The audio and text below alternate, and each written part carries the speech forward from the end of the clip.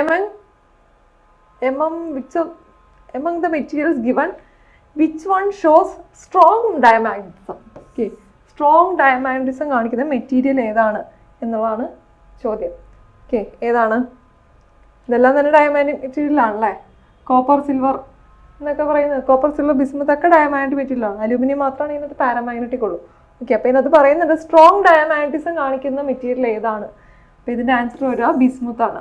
Okay, ഡയമagnetic property നോക്കുമ്പോൾ ഏറ്റവും strongest ആയിട്ടുള്ള ബിസ്മുത്തിനാണ്. കോപ്പറും സിൽവറും ഒക്കെ ഡയമagnetic മെറ്റീരിയൽസ് തന്നെയാണ് കേട്ടോ. അലൂമിനിയം പാരാമാഗ്നറ്റിക് ആണ്. Okay, then next one, year two year resistance of wet human body is about. Year to year resistance of wet human body. Options 100 ohm, 150 ohm, 400 ohm, 300 ohms. Okay, എല്ലാം 100 ohms റേഞ്ചിൽ വരുന്നതാണ് അല്ലേ. അപ്പോൾ normally ഒരു human body resistance എന്ന് പറയുന്നത് അത് നമ്മൾ മെഷർ ചെയ്യുന്നതിന് പല ക്രൈറ്റീരിയ ഉണ്ട്. ഏരിയ ഓഫ് കോണ്ടാക്ട്, കൊടുത്തിരുന്ന വോൾട്ടേജ്, അങ്ങനെ പല രീതിയിൽ അതിനെ പറയാറുണ്ട്. അപ്പം നോർമലി എബവ് 1000 വരുന്നൊരു വാല്യൂ ആണ് ഹ്യൂമൻ ബോഡി റെസിസ്റ്റൻസ് ആയിട്ട് പറയുന്നത്.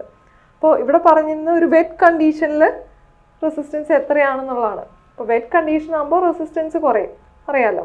ഡ്രൈ കണ്ടീഷനേക്കാൾ വെറ്റ് കണ്ടീഷനിൽ റെസിസ്റ്റൻസ് കുറയും.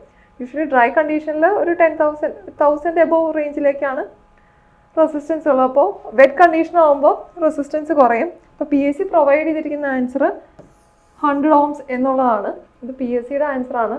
നമ്മൾ നെറ്റിലൊക്കെ സെർച്ച് ചെയ്യുമ്പോൾ കിട്ടുന്ന ആൻസർ ഇതിനൊക്കെ കുറച്ചുകൂടി കൂടിയ വാല്യൂസാണ്. ഓക്കെ, ഒരു 400 റേഞ്ചിലൊക്കെ ഉള്ള വാല്യൂസാണ്.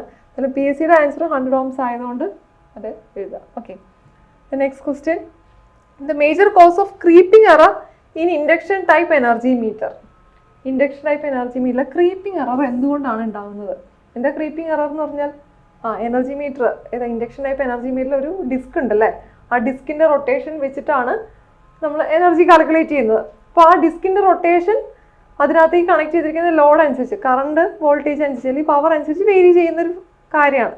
അപ്പോൾ ആ റൊട്ടേഷൻ ചില സമയത്ത് ലോഡ് ഇല്ലാത്ത കേസിലും, അതായത് കറണ്ട് ഇല്ലാത്ത കേസിലും ഈ റൊട്ടേഷൻ കാണാറുണ്ട്. അങ്ങനെ വരുന്ന എററായിട്ടുള്ള റൊട്ടേഷനാണ് എന്ത്? ക്രീപ്പിംഗ് എന്ന് പറയുന്നത്. അപ്പോൾ ഈ ക്രീപ്പിംഗ് എറർ എനർജി മീറ്ററിൽ ഉണ്ടാകാനുള്ള കാരണമാണ് ഇവിടെ ചോദിച്ചിരിക്കുന്നത്. എന്താ അതിൻ്റെ റീസൺ വരിക? ക്രീപ്പിംഗ് എററിൻ്റെ മെയിൻ റീസൺ എന്ന് പറഞ്ഞാൽ ഓവർ കോമ്പൻസേഷൻ ഓഫ് ഫ്രിക്ഷൻ ആണ്. ഫ്രിക്ഷൻ കോമ്പൻസേറ്റ് ചെയ്യാനായിട്ട് നമ്മൾ പല കാര്യങ്ങളും എന്ത് ചെയ്യുന്നുണ്ട്. അപ്പോൾ അതുകൊണ്ട് ഒരു ഓവർ കോമ്പൻസേഷൻ പ്രോസസ്സ് വന്നു കഴിഞ്ഞാൽ ഈ ക്രീപ്പിംഗ് എറർ ഉണ്ടാവാനുള്ള ചാൻസ് ഉണ്ട്. ഓക്കെ, അതുപോലെ വോൾട്ടേജ് കോയിൽ, ലോ വോൾട്ടേജ് ആ കോയിലിന് അക്രോസ് വരുമ്പോഴും ഈ ക്രീപ്പിംഗ് എറേഴ്സ് ഉണ്ടാകും. Okay, next question, the frequency of electricity supply in India. Simple question ആണല്ലേ. ഇലക്ട്രിസിറ്റി ഇന്ത്യയിലെ വാല്യൂ എത്രയാണ്? 50 Hz സപ്ലൈ അല്ലേ. ഇനി അതിൻ്റെ വോൾട്ടേജ് കൂടി ഒന്ന് നോക്കുക. നമ്മൾ സാധാരണ 230 വോൾട്ട് എന്നാണ് പറയാറുള്ളത്, പക്ഷേ റെഗുലേഷൻസ് അനുസരിച്ച് അത് 240 വോൾട്ട് ആക്കിയിട്ടുണ്ട് കേട്ടോ. ഓക്കെ, അപ്പോൾ 240 വോൾട്ട് ഓപ്ഷൻസിൽ ഉണ്ടെങ്കിൽ 240 വോൾട്ട് തന്നെ സെലക്ട് ചെയ്യുക. 240 വോൾട്ട് ഇല്ലെങ്കിൽ മാത്രം 230 വോൾട്ട് സെലക്ട് ചെയ്യുക. Okay, the next question, the size of copper plate used in plate earthing is.